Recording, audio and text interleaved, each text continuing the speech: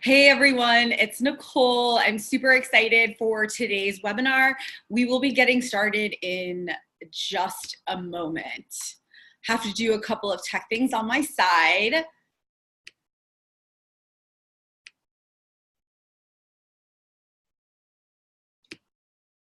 But let me know who's here today. Say hey in the comments below. And if you have a goal or something that's been affected by not being visible, I'd love to hear about it or see a comment about it so that I can address it throughout the training.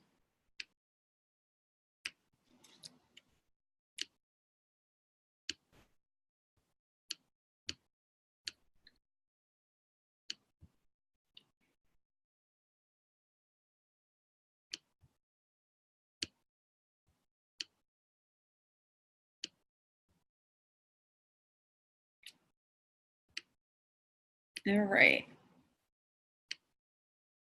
Hey, awesome, Bernita. You're here from South Africa. So excited you're joining us today. What time is it over there?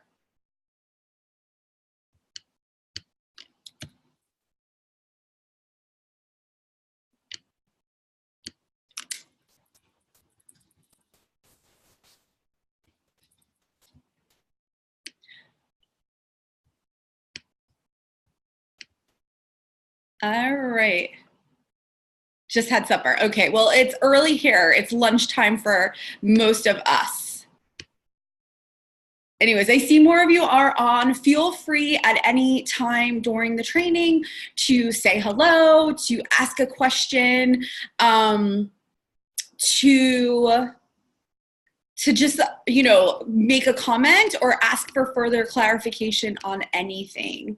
For those of you who are watching the replay, you can leave any questions you have in the comments, and I will be checking them out for sure. Hold on, just gotta pull up the slides.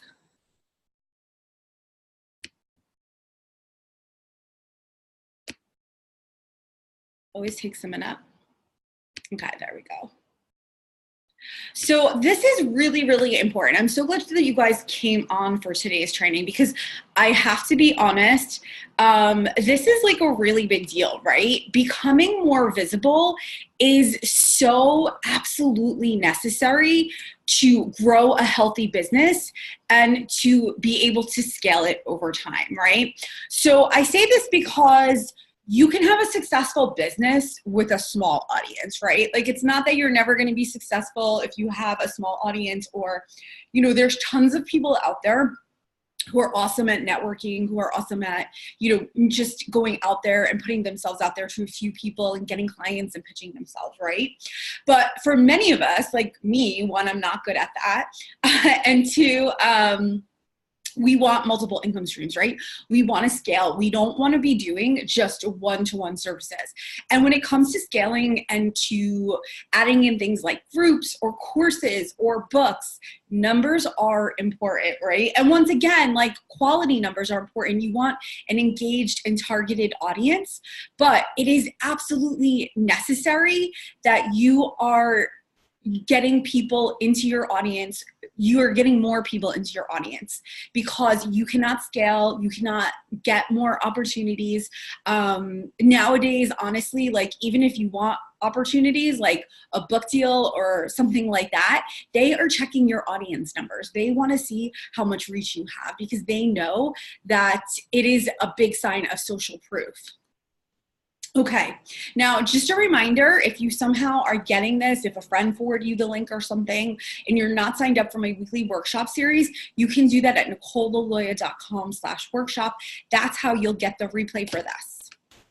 So here's what you're going to learn today. The 3 most common types of self-sabotage that keep your business invisible and block you from clients and customers, right? And this is something that I've learned, and I've gathered this information from working with hundreds of women entrepreneurs who want to scale their businesses, who want to make more of an impact, who want to be able to help more people, right?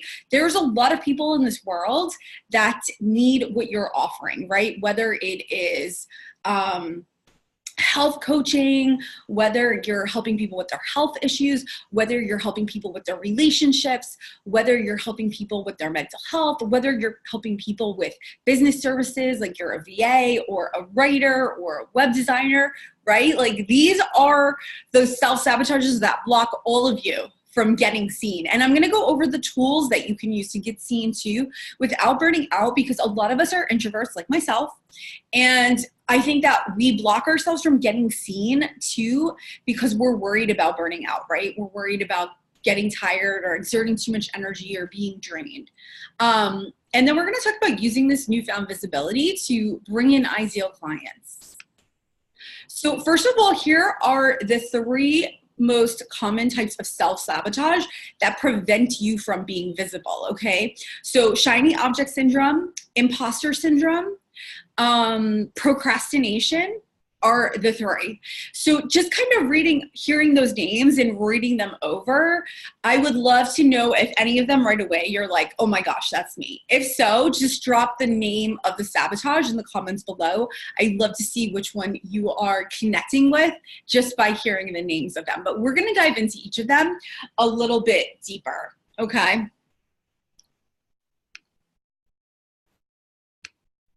So first, let's go into imposter syndrome. This is when you think everyone else is better than me, right? These may be some of the thoughts that you have when it comes to getting visible, right? Imposter syndrome sabotages your ability to get visible because you're having a lot of negative thoughts. You're having a lot of negative thinking. You're worried a lot, right? You're anxious, you're fearful. You spend a lot of time, maybe not taking advantage of opportunities that are showing up, right? You're not putting yourself out there. You're kind of just hiding behind the scenes of your business, right?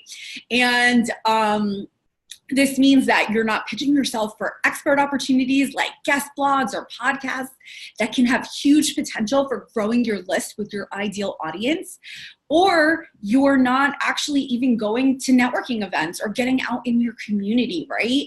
And no matter what, even if you have an online business, I want to stress this because I work with people of local businesses and online businesses. And no matter what, like getting out and going into the community and building relationships, it is absolutely essential, right? To building all your income streams, right? To getting your first income stream stabilized and then adding in more income streams. Here's the thing, when you can build your audience, build your list, you can feed multiple income streams. And that means you can have more passive income. You can have groups. You can have things that are more valuable than trading dollars for hours, right? You can sell affiliate things. There's so many income streams you have more availability for and can be more successful with when you overcome imposter syndrome.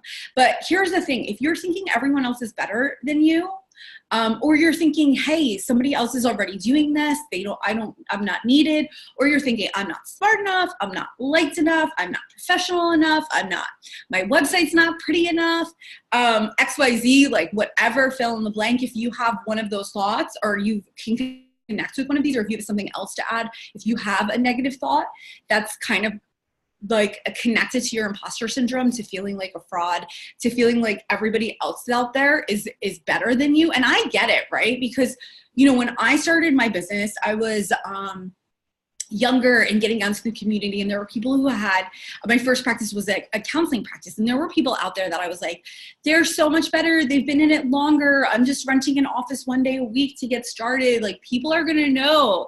And it can absolutely mess with your head and really make you play small. And then it makes it hard for people to connect with you, right? Because if you're so busy worrying about not feeling good about yourself, then here's the thing, you guys, it is going to really make it hard for you to connect with people and to be open to people and to be open to opportunities, because people are going to feel that energy, people are going to feel that wall, and you're going to kind of have that like self-fulfilling prophecy, right, where you don't get opportunities. And I have to tell you guys, a successful a success story that one of my clients had. She was suffering from imposter syndrome, and she had bought a business that she had worked in, and she was working in the business. She was working behind the scenes of the business, and she was using it as a way to not get into the community and connect with people and let them know that she bought the business, and let them know, you know, about some of the positive changes that had been made. And honestly, like, you know, she kept finding other things to do to clean up the business, or working with more clients, which truthfully, she didn't need to work with more clients. She was at the point that in order to scale, she just step away from seeing more clients and get into the community and, you know, get her team seeing more clients and things like that. And she literally, we got her into the community. We got her a couple of networking meetings. She immediately got an opportunity for a multiple 5-figure grant. And that was because she went and she networked and she met with people and she told them what she was doing. They offered her that opportunity. She applied for the grant and she got approved. So just from one networking meeting, from overcoming her imposter syndrome and getting out there. And when I say overcoming, you know, it comes up at different levels in your business, but you can tackle it quicker. She got that opportunity and she added multiple 5 figures into her income just like that, with an opportunity to serve her community more and bring more services to the community. So that was a really huge win. And that is how imposter syndrome shows up. And that is a huge self-sabotage, right? Procrastination, that is another one. And procrastination shows up as finding other business tasks to work on first and waiting for everything to be perfect, right? I see this all the time, right? Clients of mine need to get out. They need to start pitching themselves, right? They need to start getting on in front of other people's audiences, or they need to start connecting with potential collaboration partners, right? So for example, I have a lot of clients in the health and wellness world. So one of my clients is I have a few clients who are dietitians, right? So for example, if they need to get out there, they need to be collaborating with other potential referral sources. They need to be collaborating with doctors and physical therapists and, you know, massage therapists and acupuncturists and other people who are going to have clients that need their services, right? Who are going to have their same target market and same audience, right? And I have, you know, clients who constantly are like, let me work on my site a little bit more. Let me change the colors. Let me tweak the wording, right? And you find all these other business tasks to work on first. And as a result, your business stays stagnant. You cannot grow. If you're on the line and if you're on the webinar, on the training, and you connect with procrastination, just drop a little comment. You know, we all, like, this is actually my major self-sabotage, right? I am huge at finding other business tasks to work on first, or waiting for everything to be perfect. I could tell you guys, like, honestly, this is so sad, but really, like, my list, which is a good size, could probably be about 5 times bigger. Meaning, like, I could have thousands and thousands more people on it if I focused on getting in front of other people and took advantage of all the opportunities that I had. But, like, I will always be busy working on other tasks, like, you know, thinking I need a new opt-in or selling more, which, not that selling isn't important, but selling all the time and not thinking about, you know, future growth and making things easier on myself by bringing more people to me, right? Rather than me needing to put myself out there more. So you want to create opportunities for yourself, for people to come to you more easily. This is, once again, super, super important. And procrastination is huge. It's so easy to delay getting visible and to self-sabotage it by finding other things to work on first, or by waiting for things to be perfect, right? By thinking your website needs to be perfect, by thinking you need a fancy sales page, by thinking you need a better funnel for your email list, right? Like, these are all things that are going to continually be improved over time. But in the meantime, you need to be getting visible. Or I hear this all the time, like, Facebook Lives and doing videos are one of the best ways to get yourself out there, get yourself seen, connect with your audience, share things with more people. I hear and I see all the time that people do not, they want everything to be perfect, right? They want to refilm their videos 100 times, right? So that would mean that I wasn't here connecting with you live, giving you the opportunity to answer questions, that I recorded this, maybe recorded it 10 times, wasted a lot of time because maybe I stumbled over words or made mistakes. You know, it happens, right?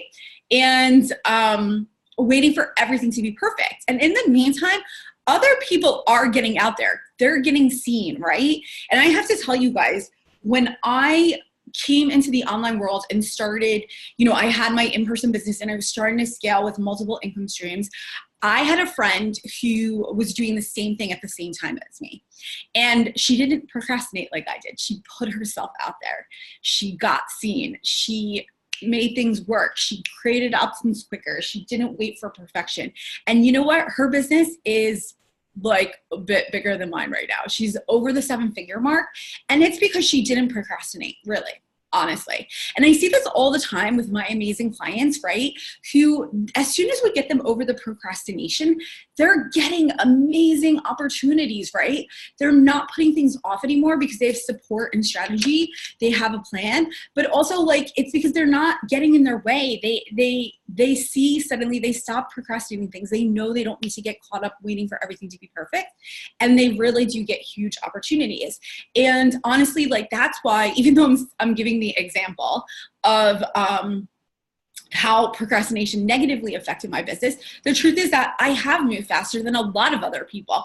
So my business is doing a lot better because of that, right? So my business is doing a lot better than other people because I don't procrastinate as much. I still procrastinate a little bit. Like I said, this is my thing, but there are people who are procrastinating more than me, who are just waiting, who are stumbling over things because they're not getting out there.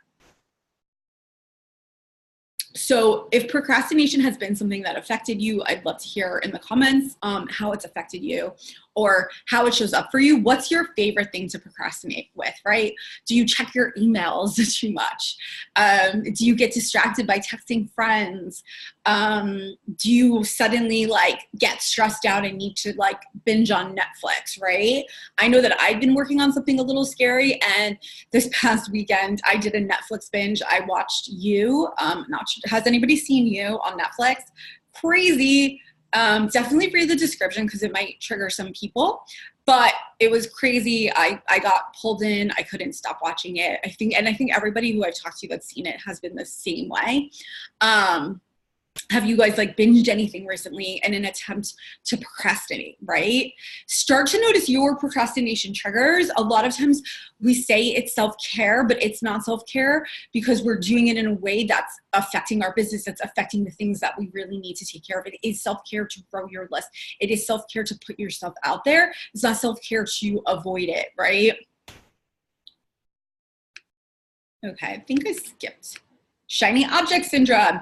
Okay, shiny object syndrome shows up as I want to find a magic bullet, right? Like you're like constantly looking for that next thing that's going to get you the magic results. It's going to get you the quicker results. Or you're thinking, let me try something new, and you're kind of multitasking a million different things. One of my clients really seriously had this. She's a doctor, and she was constantly like all over the place, different networking meetings, not building up long-term relationships because she was trying too many things, right? One, it's a good to experiment, but then you want to get things consistent. When you aren't consistent with things because of shiny object syndrome, because you're like, hey, let me try Facebook. Hey, let me go on Instagram. Hey, let me try this business. Let me try this business. Let me try this products, right? And it's like you put your product out there once or your service out there once, and then you don't stick with it enough, right? And you're like, oh, nobody wants that. I need to try something new, right? These are shiny object syndrome. Who connects to shiny object syndrome? I do have to say I'm a bit lazy, so this one doesn't apply to me too much. And I've been lucky in that I'm lazy because I'm lazy, and I'm also like loyal to trying things. So I am able to stick with things longer than some people. And as a result, that's why I've really gotten good results. And I have to tell you guys, when I worked with my client to cut off the shiny object syndrome, right? And to make sure that she is focusing on things and really going full out in certain areas, her business income increased 3.5 times in 1 year, right? So she went from an okay, like barely livable income to an income that's really much more able to support her lifestyle. And it's so much easier because she actually also started going to the gym and working with a personal trainer and able to take care of her health. She actually has more time, right? Ironically, she's working less because she's not doing 10%. She's not putting 10% to 10 things. She's putting, 50% to 2 things. And as a result, she's getting more results and not needing to spread out the time. Okay. So now that you know your self-sabotage, and I'd love to know, you guys that are on, I see there's a bunch of you on, drop in the comments, please. And maybe you are dropping in the comments. I'm not sure I can actually see the chat. Maybe you are dropping in the comments. Let me check. But I want to know, you're probably thinking, how do I overcome this? But what I want to know from you real quick is, what is your self-sabotage? Okay. And then we're going to go into talking about some of the strategies we could use. Oh, good. Those comments here, and I couldn't see them. I have to remember that. So people are connecting to imposter syndrome. Cindy's saying everything has to be perfect. Anna's saying I procrastinate regularly, check email, then Facebook page, then schedule, then send a few emails.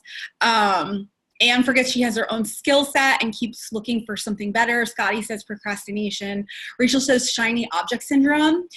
She's a learner and dreamer, and she loves the idea of trying new things, but then gives up after a few months. Yes, and this is really common too, because so many of us are, have gotten educations. I have my master's degree. So we're sort of trained, like we need learning, we need certifications. And some of us too, like with our original careers, right? And whatever, maybe it is still your career, they're like, you need continuing education, you need this, you need that. And it does make it a little bit tricky, right? Because, continuing education is great and much needed, but sometimes we keep learning, we keep thinking we don't know enough, right? We need to learn more. There must be something we're missing. And I'm going to be quite honest with you guys. You actually learn more with action. So that is just something to keep in mind. Okay, clear goal setting. That is one of the first strategies to overcome these self-sabotages.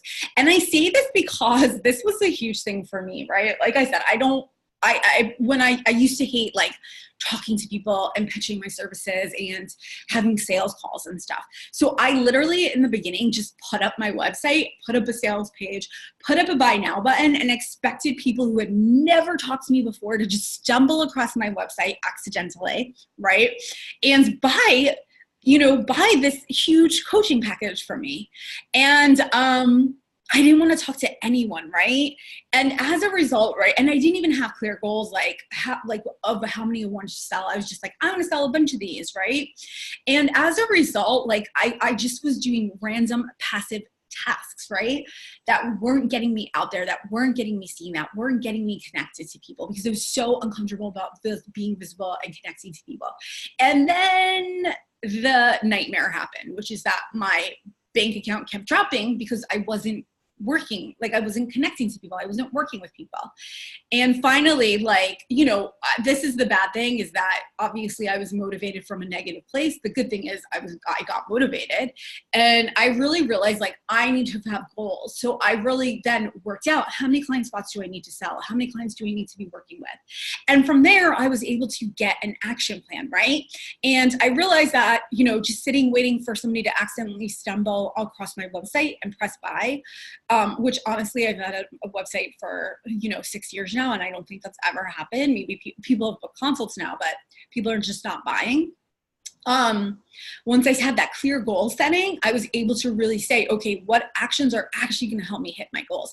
And of course, they were the action steps that required me to be visible, that required me to talk to people. So that is really important. The second piece is accountability. Who here has accountability of some sort? Or who here doesn't have any accountability, right? And I know for me in the beginning, I didn't want accountability to a certain extent, because I was like, I don't want anybody to know, like, if I say I do something, then they're gonna know that I don't do it. And luckily I realized pretty quick that I would be sitting on my couch Googling how to start a business or how to grow your mailing list forever. And I would just keep reading the same things over and over, and not actually taking action to build anything, right? So I actually, to be quite honest, accountability can show up many ways, right? Accountability can be a coach that you hire to work with. The benefit is you often get strategy too. At least if you're my client, because I am huge on strategy and being specific. Then there's also, you can find peers. I have several clients who have tried peer groups. I know people have tried peer groups. I actually do have an accountability partner. We check in on Fridays and just kind of talk about our next steps and what we've done, things like that. So that can be really good. The thing is though, what I found with the non-paid accountability is that, it unfortunately can go off the rails quickly to like casual chatting, talking about family, venting, right? So if you are going to do accountability with one person or with a group, you really want to have a structure, an outline to it, and you want to make sure that, you guys are invested. And honestly, like, I am invested. And this has happened to a lot of my clients who didn't get results before, but do get results when we work together. Part of it is like the strategy. Part of it is the financial investment, right? Like that financial investment can be accountability. Like if I'm paying for something, I'm going to utilize it and I'm going to follow through.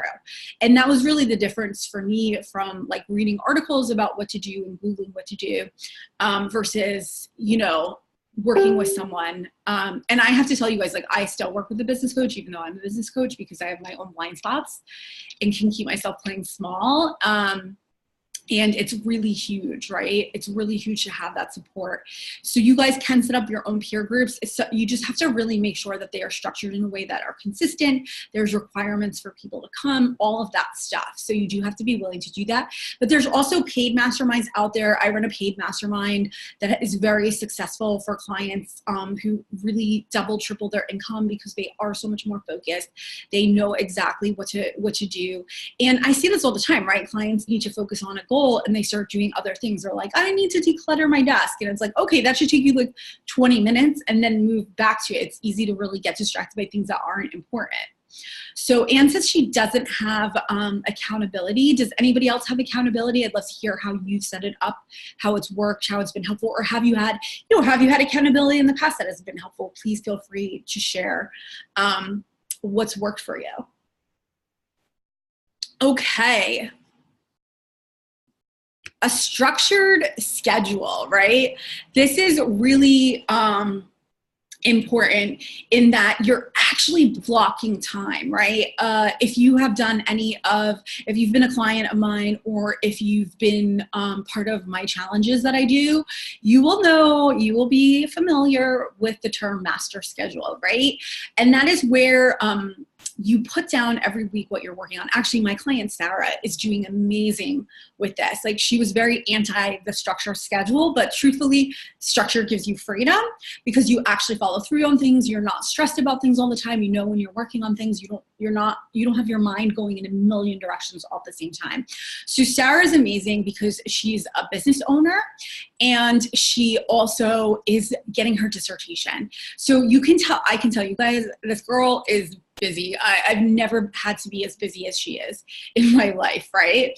And she literally took her income from $4,000 to $17,000 a month, even though being busy with her dissertation and everything. And she does have a team underneath her, so that helps. create that income growth, but which she needs because she's working on a dissertation.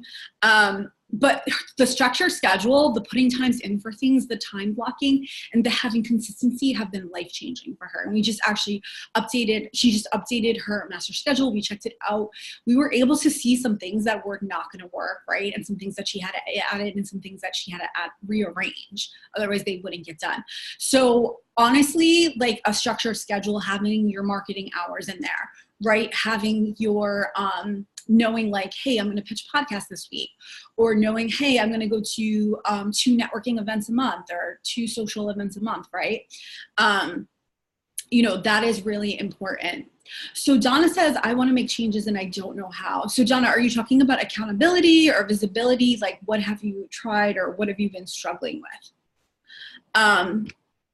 So goal planning and action steps. So once again, it's not just enough to have the clear goals like I was talking about. You then need to break them down into action steps. And you really do need to have an idea of what your goal is. So if you guys have any visibility goals or goals and you're curious how visibility would help with them, just drop them in the comments. I can kind of give you some examples of actions you might want to take. But, you know, for example, if you want to fill a group program, you need to start talking to people. You need to be connecting to people. You need to be following up with previous clients or old leads or things like that. And finding out what's going to be a good program. What do people want? You know, kind of things like that. And then that means you're also reassessing your connections, and some of those people are needs for a group program. So that does mean like you have to be talking to more people or maybe connecting to referral sources.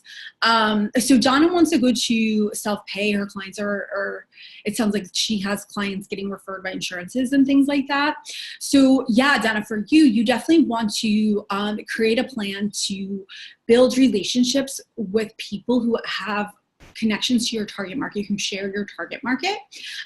Maybe you can go do some trainings for them. Maybe you can go do some workshops for them, but getting in front of people who are going to have your target market, building those relationships and talking to them and seeing how you can help them.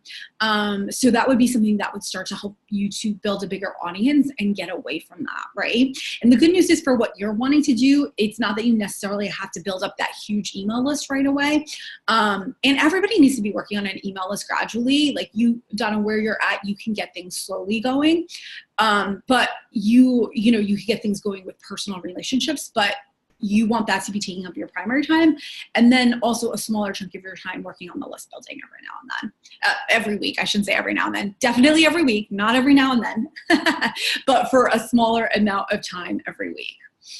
So once again, getting really clear on, you know, if I want XYZ, like if you know that you're going to do a course launch later this year and you need, you want 10 people to buy the course, there's a good chance you're going to need 500 people, right, on your list for that course because of conversion rates, which are on average 2%. So that would take 500 people for 10 sales. And you might go a little bit better, which is awesome, but just to estimate. So that means like, how can you be building up 500 people on your list that are warm, right? Like that means more making sure you have a freebie offer that people are joining in for, maybe hosting a live webinar, maybe doing Facebook Lives and using a call to action for your freebie, right? So your focus is everything like how to get people to join the list. So those are specific action steps that you would be working on, and you'd be seeing which ones are bringing in people and increasing that. So once again, the other thing is you need personalized strategy. Like this is the problem. A lot of people go online, they take random courses, and there's no accountability, right? There's no personalized action plans and you kind of get stuck. You don't know how to adjust it for you. You don't know how to create a good freebie, right? So I think that that is something too that is really important. Like I said, I still have a business coach myself because I've realized that it is extremely important to get somebody to point out your blind spots to you and things like that. And sometimes you can get that personalized support, like if you put together a strong mastermind, a strong peer mastermind. And you guys, I do run masterminds regularly. So if you want to get on the list to hear about my next one, you can go to NicoleLeloy.com/mastermind and get on the wait list for that, because I would love for you to be a part of that. So what can happen, right? What can happen when you stop the self-sabotage around visibility? You feel confident about putting yourself out there for new opportunities, and you get featured in front of other audiences, right? So when you stop all that self-sabotage and you start taking actions, you're gonna feel good because you're gonna put yourself out there a few times and you're gonna be like, hey, this actually works. People like me. You know what I mean? Like, oh, okay, I can do this, right? And then you're gonna get featured in front of other audiences, and your energy is gonna be so positive. New things are gonna come in all the time for you. And then two, your income keeps growing because it's easy for your ideal clients and customers to find you. Yeah, like once again, the more your list grows, the more your income can grow if you are bringing in the right audience, right? And you know, if you're nurturing them and you're showing up in front of them, that means the more people are listening to you, more people are going to be likely to buy from you.